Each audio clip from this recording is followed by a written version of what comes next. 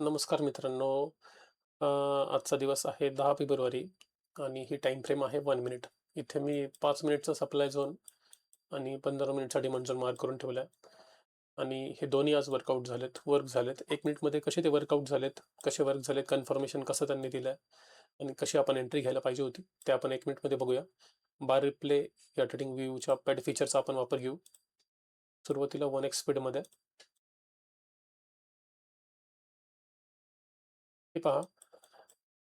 हा जो झोन आहे 5 मिनिटाचा तो स्टार्ट होतो 5078 आणि 5083 पर्यंत त्याची रेंज आहे. आता आपण ह्याच्या टॅपची वाट पाहत आहोत. टॅप झालाय.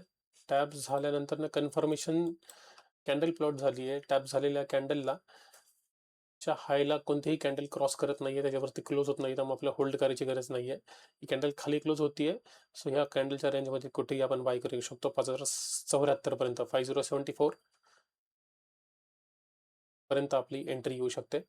5074 पर्यंत आपली एंट्री येऊ शकते. आपण आता प्ले करूया. टॅप झालाय, एंट्री आपली 5074. थोडा स्पीड वाढवलाय मी प्लेचा